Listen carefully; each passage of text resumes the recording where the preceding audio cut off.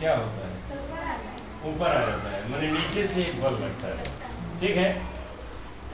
तरल जब उनमें किसी वस्तु को डुबोया जाता है, तरल जब उनमें किसी वस्तु को डुबोया जाता है तो एक बल लगाते हैं। तरल जब उनमें किसी वस्तु को डुबोया जाता है तो ऊपर की ओर एक बल लगाते हैं। इस बल को उत्प्लावक बल कहते हैं। इसको क्या कहते हैं? उत्प्लावक बल। ओके। एक बल पानी के द्वारा लगाया जा रहा है जिसके कारण ये बॉटल इस ऊपर आ जाती है, पानी में नीचे नहीं जा रही। फिर इस पेचकस के साथ क्या, इस पेचकस के साथ इस पर क्यों ये बल नहीं लग रहा? आइए थोड़ा समझते हैं। ठीक है। इसको समझने के लिए एक मैंने व्यवस्था बनाई हुई है। ये एक कमानीदार तुला है। क्या है ये? कमानीदार तुला है। इसमें भार को लटकाने पर ये उसका भार बताता है। इस पर ये निशान मार्किंग की गई है।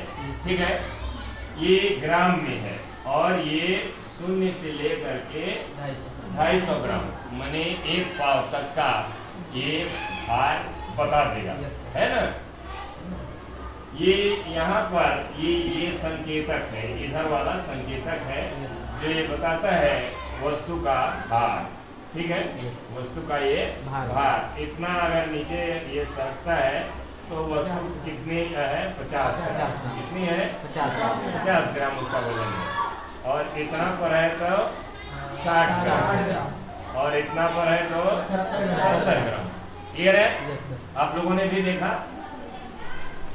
ठीक है ना, आपको दिख रहा है। अब मैं इस व्यवस्था को इससे लटकाता हूं। अब मैं इस कमानीदार तुला से इस वजन को लटकाता हूं।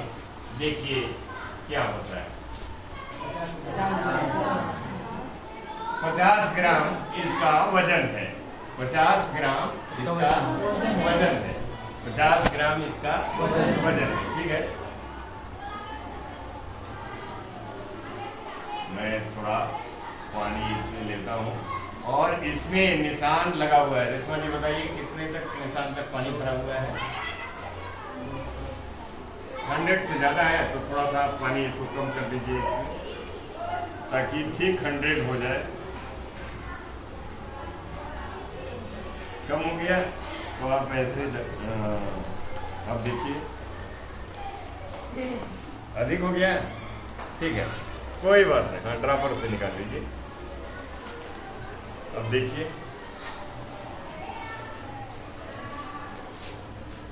जल्दी करिए। ये 100 ml वाटर इस मापक सिलेंडर में है। ठीक है।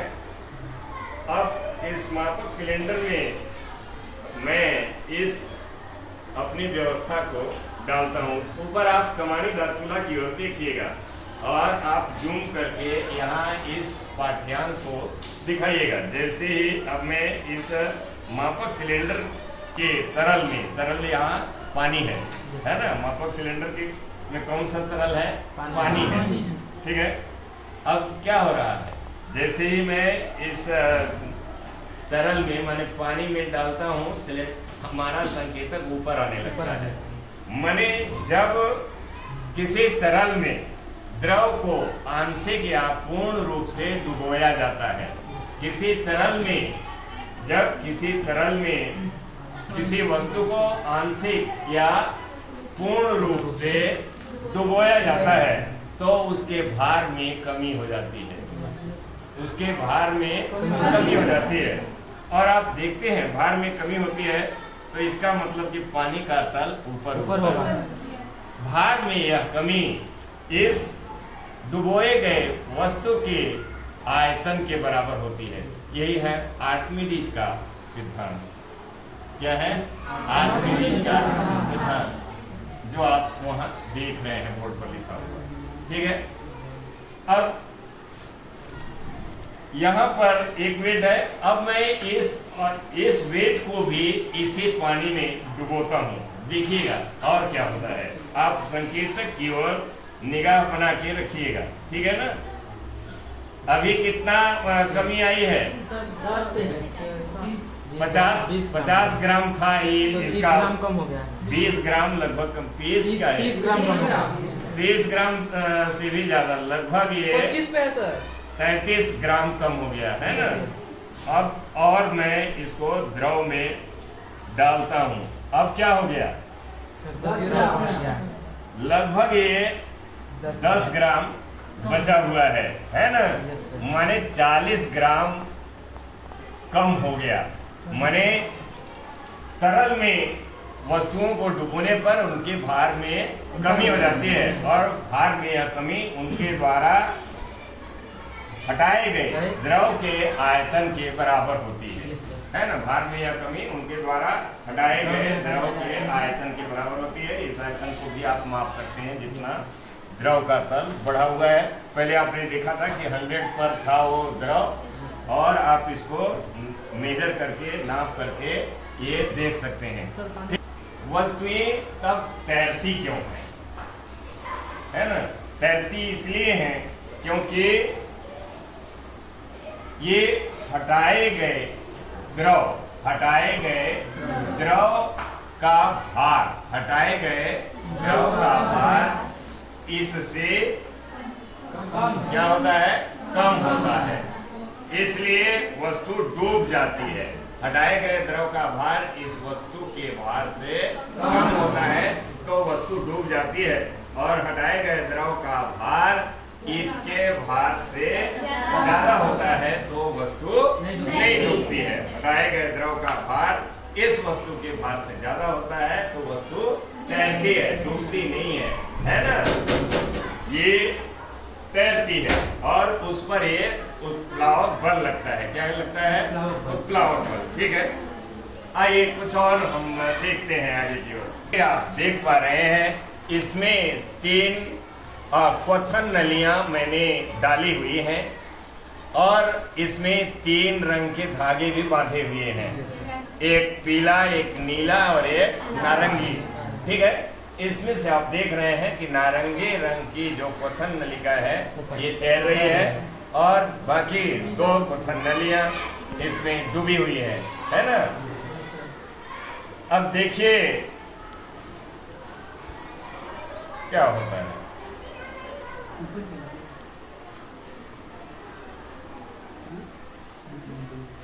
ऐसा क्यों हो रहा है, इसको समझने के लिए आप थोड़ा सा बारीकी से निगाह रखिएगा, है ना। जब ये नहीं दिख रहा है तो थोड़ा नजदीक आ जाइए। ठीक है, इसमें जो पानी भरा हुआ है, इसके पानी के स्तर पर नजर रखिएगा।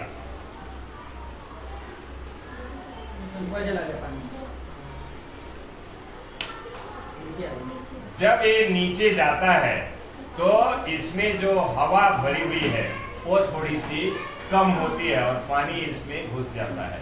माने इसके द्वारा हटाए गए पानी का भार, माने क्या होता है, इसके द्वारा हटाए गए पानी का भार अभी अधिक है ना। इसमें थोड़ा पानी भर जाता है और इसका भार अधिक हो जाता है ना। क्वथन नली का भार अधिक हो जाता है और ये डूब जाती है। एक और स्थिति तो देखिए, इसमें अब 2 क्वथन नलियां तैरने लगी, देख रहे हैं। अब देखिए